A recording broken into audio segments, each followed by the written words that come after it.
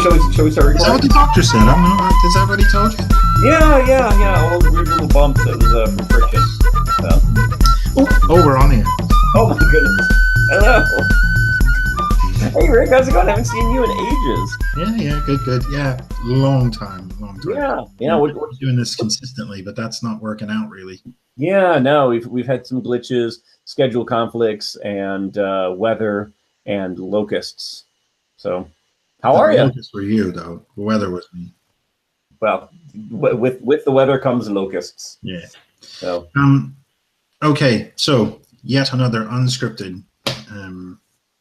We don't know what we're going to talk about. Seems to be our lot in life.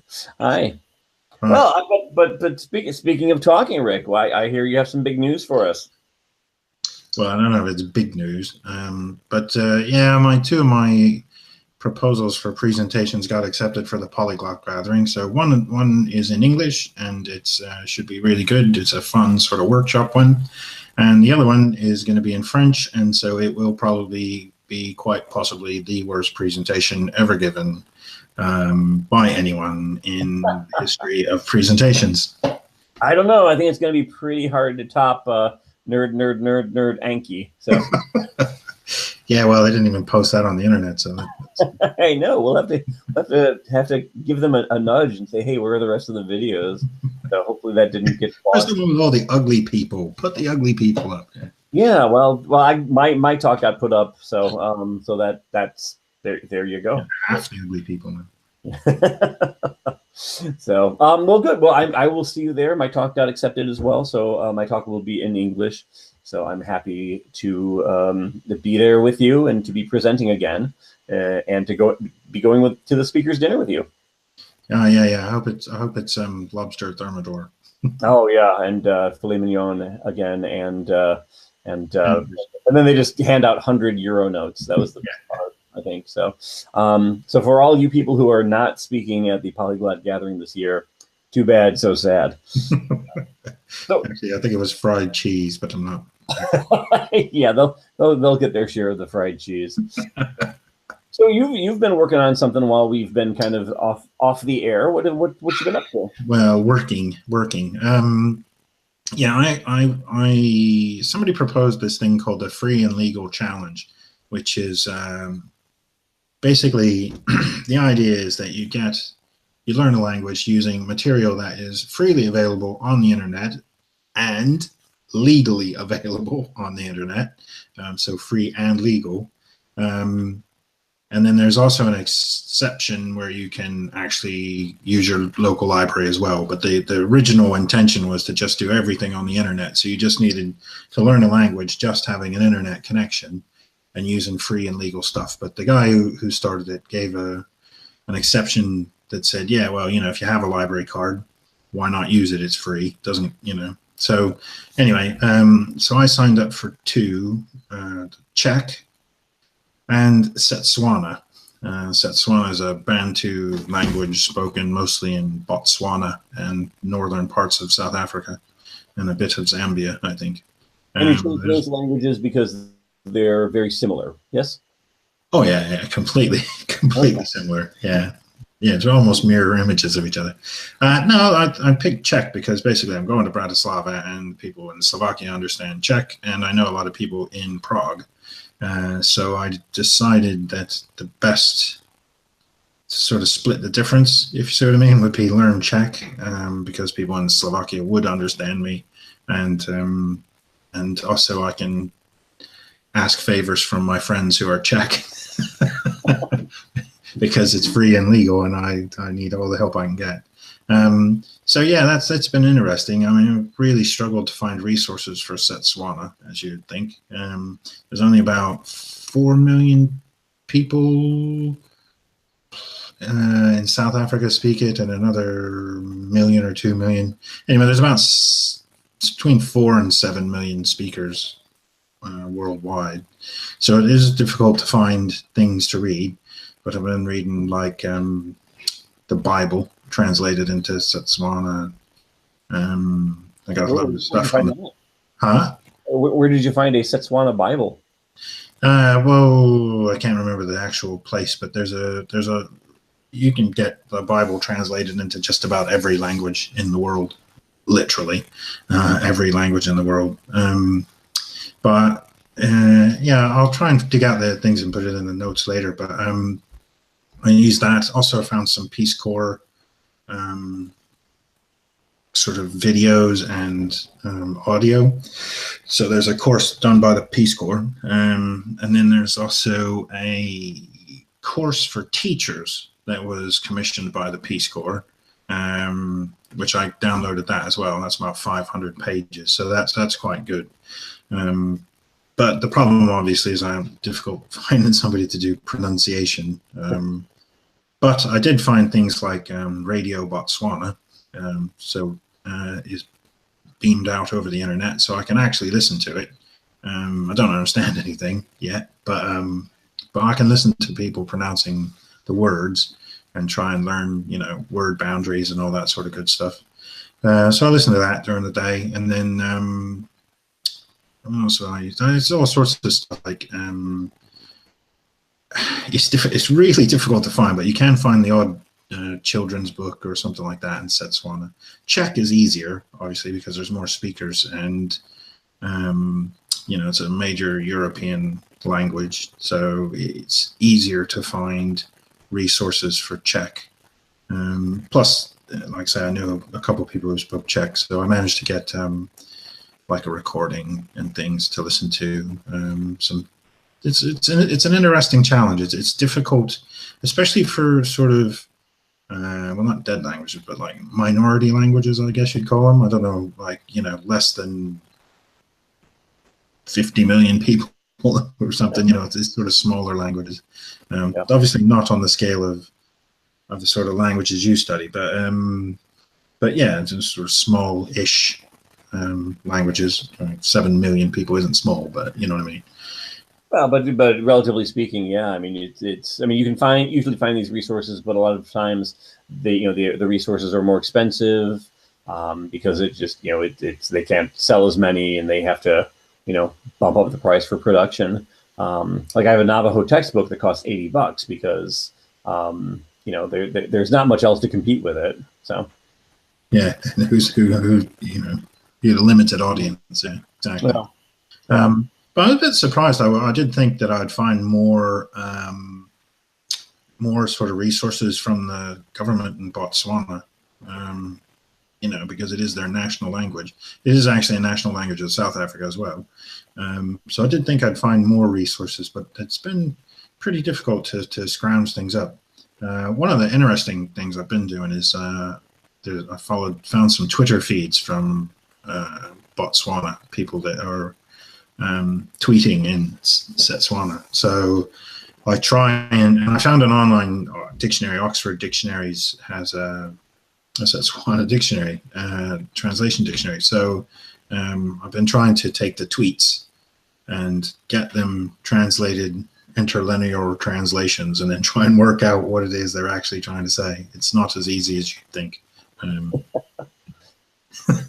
It actually doesn't sound all that easy at all. So yeah, well, you'd think that once you map out each word and then you just read the sentence and everything's great, but no, it isn't like that at all. Like it's just not the same. Yeah, no. My understanding of Bantu language is that word boundaries kind of are fluid, or at least I think tones in some languages can kind of vary on word order, and yeah. Yeah, Setswana is a tonal language as well. I mean, it's only got 2 tones, high and low. It's not like Mandarin. But I think the example they give is breast and porridge. Sorghum wheat is the same, depending on which way you intonate it. You know, so if you say it with a high intonation at the end, then it means porridge. If you say low, then it means breast. So, you know, you don't want to get that sort of thing mixed up. Yeah, definitely. What led you to Setswana, other than the fact that it's easy on the pocketbook? Well, interesting enough, it's because I read this fiction book, or a series of books called the Lady Investigator Club or something. Oh, the Ladies Detective Agency. That's it. Anyway, it's a series of books by an English author about this lady who starts a detective agency in Botswana. But it's not murder and death, and it's pretty tame. Like, it's not all murder and death and all that sort of stuff. So it appeals to me. It's more, light fiction, as it were. But yeah, it's a really good book. Okay, good. Yeah. Well, it's not written in Setswana; it's written in English. But it's a really good series, and I quite like it. And it got me interested in the country of Botswana. And so I looked up, and they were what languages they speak and all that sort of stuff. And he does do some sort of bits of the languages in the books, So he says like Demelara, which is hello, sir, or good morning, hello, whatever, good day. But anyway, he puts some of that in the book, so you get a little bit of it. But it's what's that? No, keep talking. I'm listening. Okay. Yeah. So anyway, he wrote a bit about the language in the book, and so that's what got me thinking it might be an interesting thing to do when the free and legal challenge thing came up. Okay. Yeah, no, I was just checking because I know that there are a number of publishers that put out multilingual phrase books, but unfortunately there is no Setswana where it should be. So this one does not have it. So we have other languages, but well, it might be called Tutswana, TW, because sometimes they leave off the SE. Oh, interesting. Let me see what else I got, because I'm here in my library.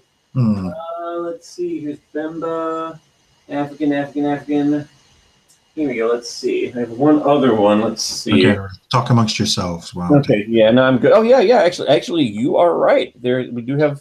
If you get the Berlitz African phrase book, if you will see right below Swahili is. Can you read that? Setswana. Yeah.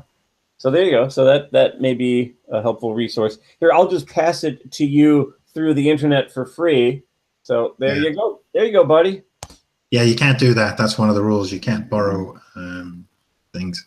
Oh, but I'm giving it to you for free. Give it back then. Here, give me. Unless you're a public library, no. I could be. What if I'm just like hanging out and just doing this? Does this help? Can you glean phrases from me holding up things for free? No, not really. Oh, okay then. Never mind. That would be useful though. Yeah. Okay. Well, maybe I'll bring that when we when I come to the gathering, and I'll put it on the free book table. Yeah, that would work. Okay. It's so complicated. Yeah. So what happens when you've exhausted all your free resources and you still don't have a good foundation and you need to go to the next level? Are you done with the challenge? Are you now a cheater? I'm just going to fly to Botswana. Oh, okay. Because that's free and legal. Well, I was passing through. No. Okay, sure. On your way to Bratislava. There you go. Yeah, it was cheap rerouted. Yeah. Okay. No, but what do you do once you have kind of reached the end of your free and legal limit? Well, the challenge is to get to A2 level. So it's not to be. It's to basically get to a sort of a tourist level where you could function, with a taxi in a hotel and getting food and all that sort of stuff and talking to people about your name and all that sort of stuff. So it's not the intention isn't to get people to a super high level, but just to get to a level A2 where you can you're functional more or less in the country. So that's the plan. It's not it's more your sort of speed rather than mine. It's more wide than deep, as it were. So exactly. Okay. Excellent. What? Wide, deep. Okay. for anyone out there who doesn't understand the concept of me spreading myself wide around many languages versus Rick. I probably might be doing that because I'm going to video edit this later. Oh, okay, good. Here we go. Wide, deep. What's on my shelf? Get it off my shelf. Get it off my shelf. What is that? So, what have you been up to, Dave? Oh, I've did a lot lately. When was the last time we actually had a session? Over a month. Well, the last time we spoke, we never had a session ever. Don't say that. Anyway, it was about a month, I think. Probably, yeah. At least a month. Yeah, I've been working on a number of things.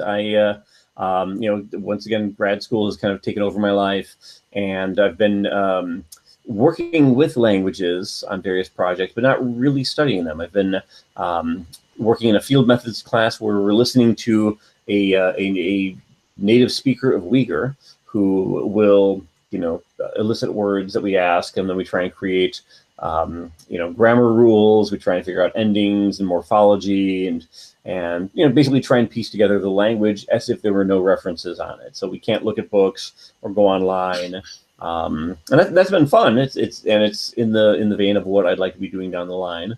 And I know a little bit of Uyghur now, but I'm not really like learning it to be able to speak full sentences yet. So I've been doing that. I've been learning about languages and about certain types of categories of languages. I have been involved with a Tunica group who are bringing back the Tunica language spoken in an area of Louisiana. And I'm also studying Tunica, and that's what my talk will be about at the Polyglot Gathering. So we'll definitely be promoting that later on. In fact, I even have some Tunica vocabulary cards that I've been writing and working on. So I'll give you a sampler right now. Here we go. This is a good one. Okay, so you read that. Lapu. Lapu means dog. No. Good. No. Good. There you go. Thank you. So anyway, so that's your first glimpse of Tunica. So I've been working with the group and talking to them on a weekly basis about preparing a textbook and some other resources. But I've also been studying some of the Tunica language and trying to refresh my German a little bit, my Spanish. Really just mostly school stuff. Oh, there's a language called Gutob, G-U-T-O-B, that the Living Tongues Institute has been working on for a while. And Sorry, how do you pronounce that? Can you say it again slowly?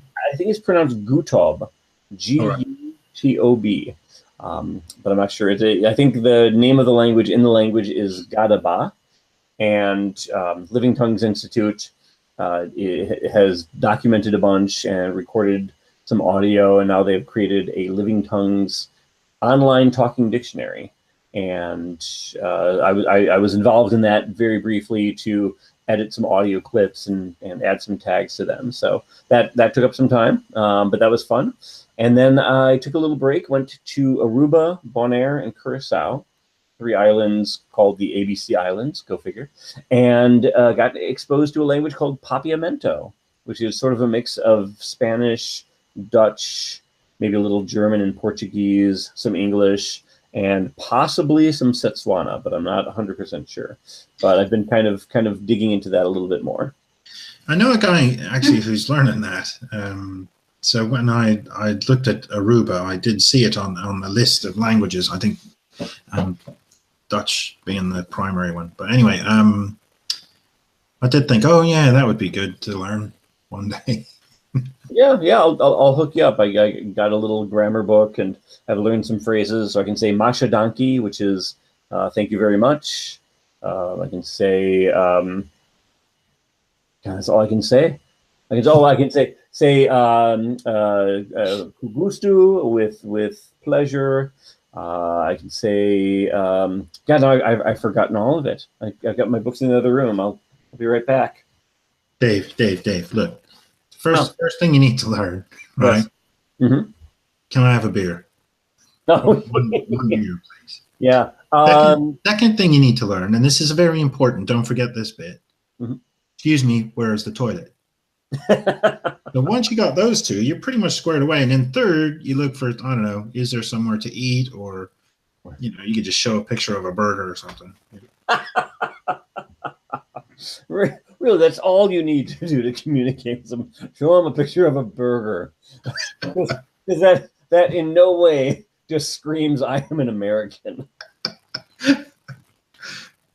Yeah, well. Learn how to say McDonald's in every language. You'll be okay. We're sending a great message. I hate you. I hate you so much. So anyway, so yes, I dabbled a little bit in Papiamento, and I'd like to learn a little bit more. But again, I start spreading myself a little too thin. And right now, school is the main thing. So I'm learning some skills, but not so much on the languages right now. So right, okay, interesting. And that's it. You're not doing anything else. Nothing of interest. Where's your cat? What? Where's your cat? I mean, I only come to these things to see the cat. Oh, Lily and Astrid, they are downstairs. I'm in the office upstairs, locked away from the kittens so they don't distract me or jump all over the bookshelves, because they tend to jump on my books and then they steal them. So, but I have my linguistic fieldwork book here. Yeah, that's pretty awesome. And then I have some morphosyntax here. Watch out, that reflection. There you go. Morphosyntax. And then I got some good old Eric Clapton. And yeah, right now it's just show and tell. I've got a glass I once used for water. Now it's gone. I have my microphone. I have an Italian grammar book. Oh, excellent. And a free and legal library book.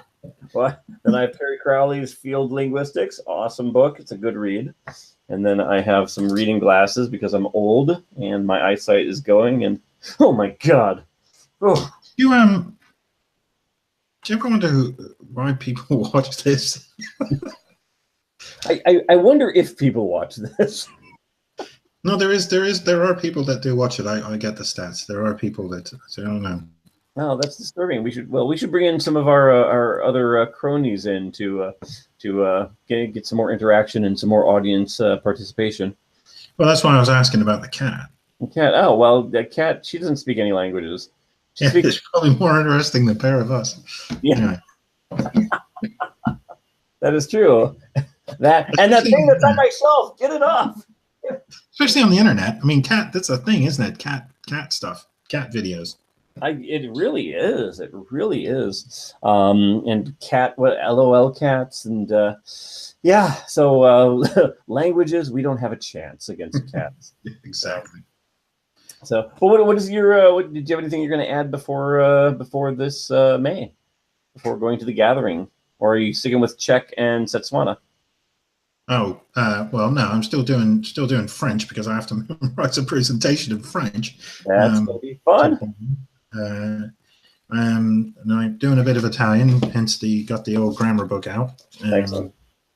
And I've been doing some Mandarin on rotation. So I've got 5 on the go at the moment. So what I've been trying to do is basically spend I have a 40-minute train journey in and out. So I got 80 minutes basically. So I try and do 20 minutes Setswana, 20 minutes Czech, 20 minutes Mandarin, 20 minutes another, and then rinse and repeat each day, just to try and get back to what I'm doing. So I've been doing a lot of things like Closemaster. Have you ever used that? I've heard of it. I've seen a little bit of it. Why don't you explain it and tell us what you think of it? Well, it's kind of a gamification flashcard thing. So what they do is they put up a sentence, and you can pick when you start. You start a round, so it's a game. It's gamified, and you pick either text input, i.e., you have to type it in, or you pick multiple choice, and then it displays a sentence with one word missing, or in Chinese, like a character or 2 missing, and then you type it in. And then it basically just goes through that. So it's sort of flashcard, but it's closed deletion type flashcards.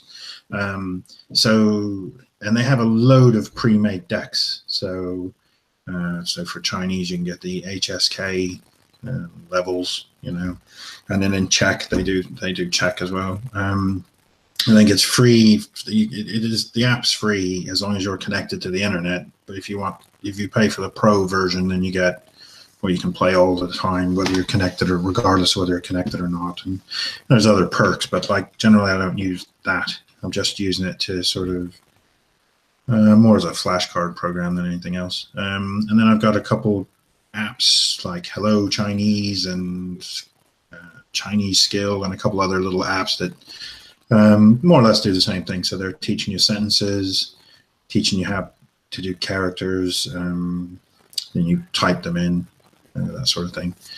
So I generally tend to do that. I've got for Czech an online thing that came with my library subscription, which is a transparent language. Oh, yeah, okay. It's quite good. So it doesn't take you very far, but it gives you sort of 6 or 8 levels where you can just go through and they do words and grammar and sentences and all that sort of stuff. And then I read the Bible in Setswana. And the Old Testament's much more interesting than the New Testament, because the New Testament's all just people begetting everything everywhere. It's like 12 pages of begetting. Beget's annoying. So I went from the Old Testament. Ba-bum-bum. Yeah, exactly. Yeah, so it's okay. I've been trying to just sort of rotate my way through things.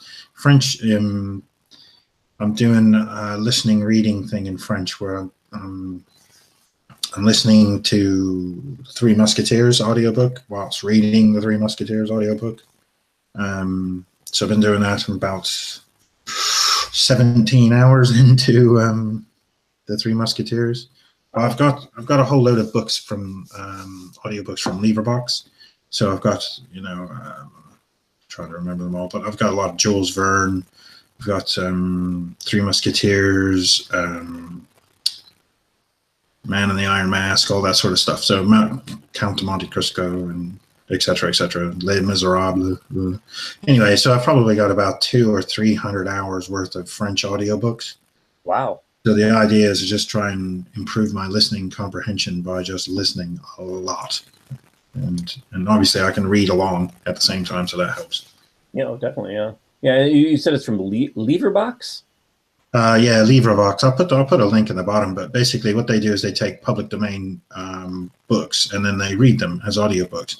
There's a load of them in English, but they also do lots of other languages. So you get all the Jules Verne books in French, and they, because it was obviously written originally in French, so they read them out, and Count of Monte Cristo and all those were originally in French.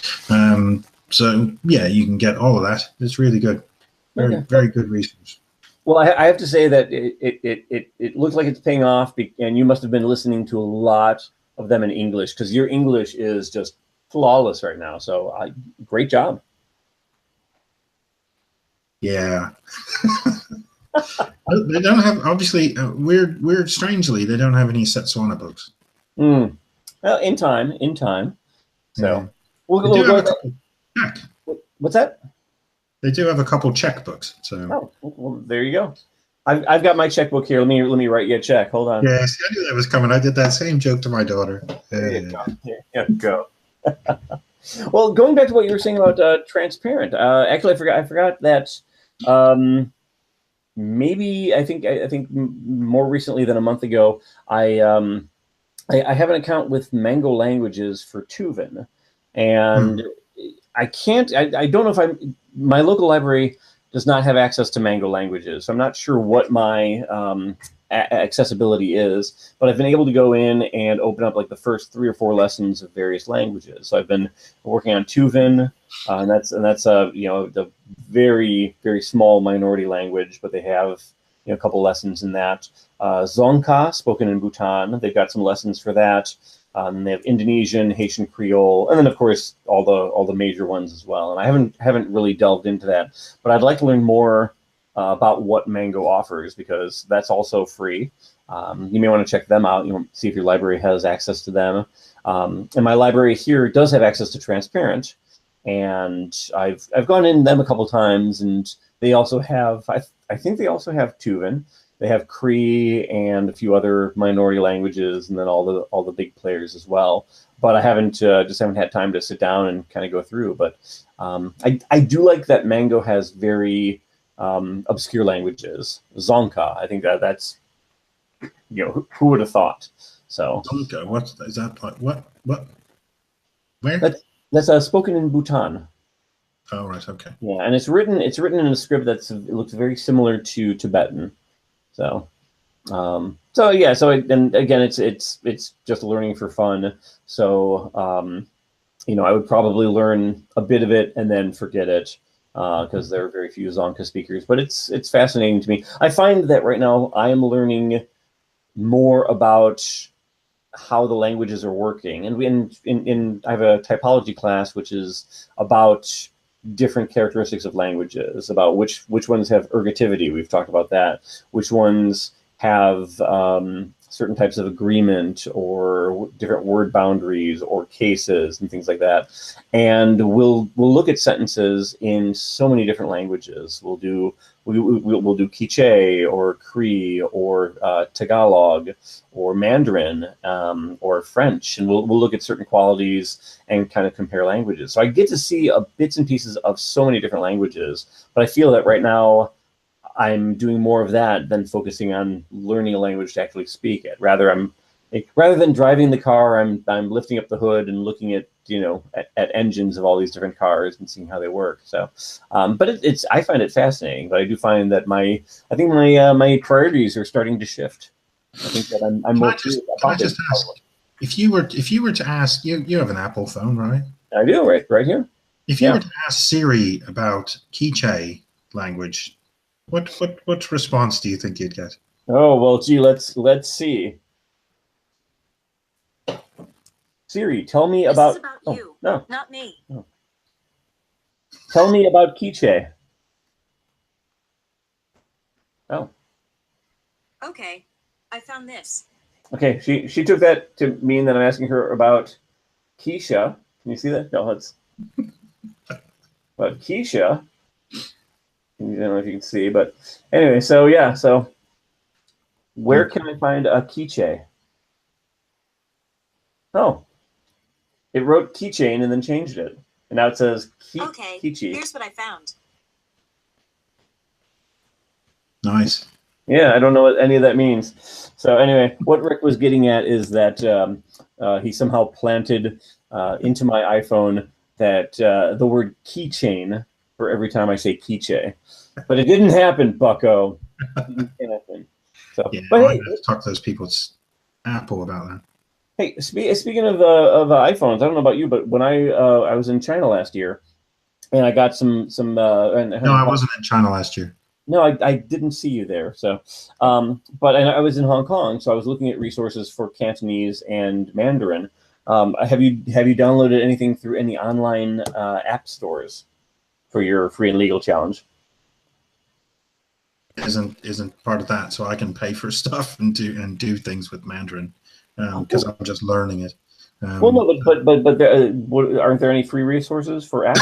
Oh yeah, there's loads. I mean, there's like I say, there's I don't have them on the tablet, not the phone. But anyway, there's 3 or 4 really good apps actually for doing Mandarin, and a couple which I haven't started yet, but for doing characters. So you can it lets you trace over the characters.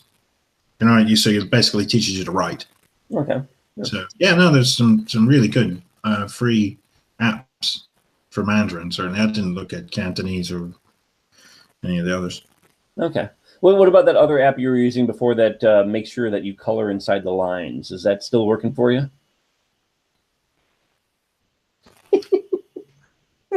No.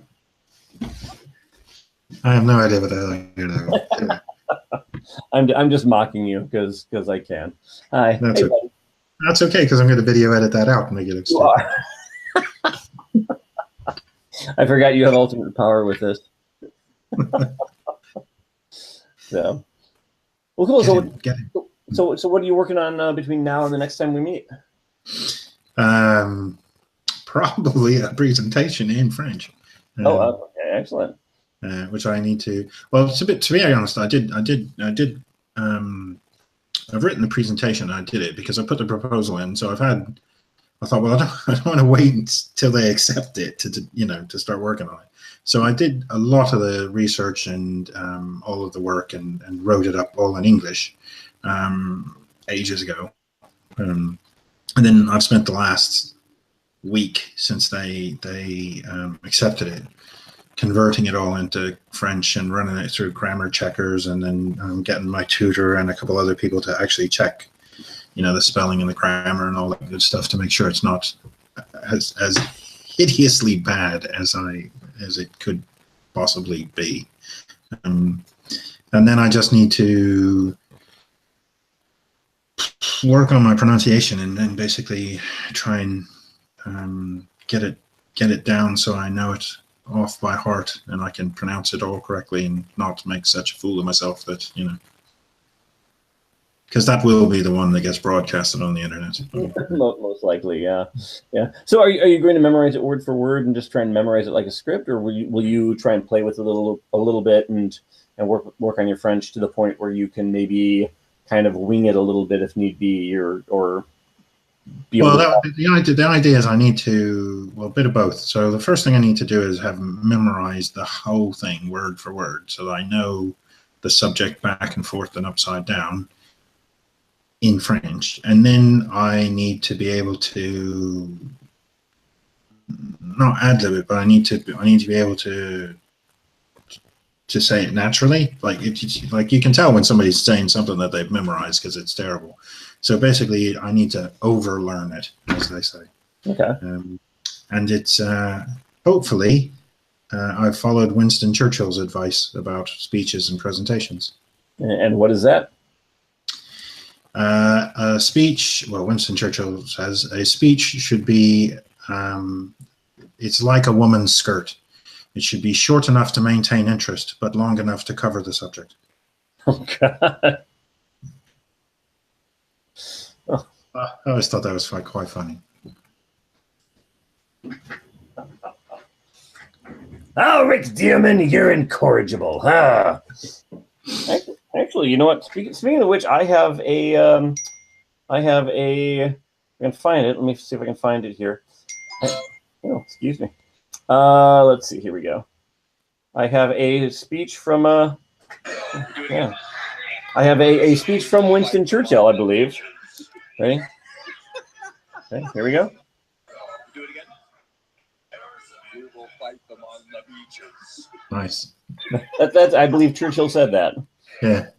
So as a dog. That's my father as a dog quoting Winston Churchill. So I like your quote a lot better. So no, and will you be ready for questions in French? No. Okay. So that is actually one of my major concerns. Possibly, but I'm really not confident that I'd be able to. So I'm actually going to try and take questions and responses in English. Okay. And I'll have a go, but yeah. Okay. Well, it sounds like a great opportunity to really cram the French and really learn it. Your presentation backwards and forwards, but also get used to build up your listening comprehension and your thinking comprehension. That's great. Yeah. Well, when I hopefully once I've managed to sort of memorize it, get it down pat, and be able to read it off without actually reading it from a piece of paper. Then I'll try and get people to, like my tutor, to quiz me with questions and things at the end. So hopefully I will be able to take some questions in French as well. Oh, and practice that bit. But it's all about practice, really, isn't it? Oui. Yep. Well, I look forward to that. I hope that I will be able to attend. I hope that our talks do not overlap or conflict with each other. So, yeah, you just want to point at me and laugh. That's I will be doing a lot of that. In fact, I'm going to memorize like a 14-sentence question to ask you, and it's going to be very complex, very esoteric, and yes, and yes, you're going to get yours. Just so I can go, yeah, we.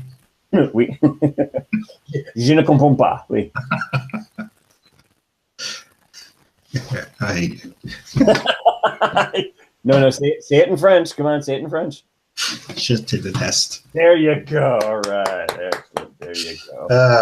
Yeah. Anyway, so let's stop boring people and we'll start.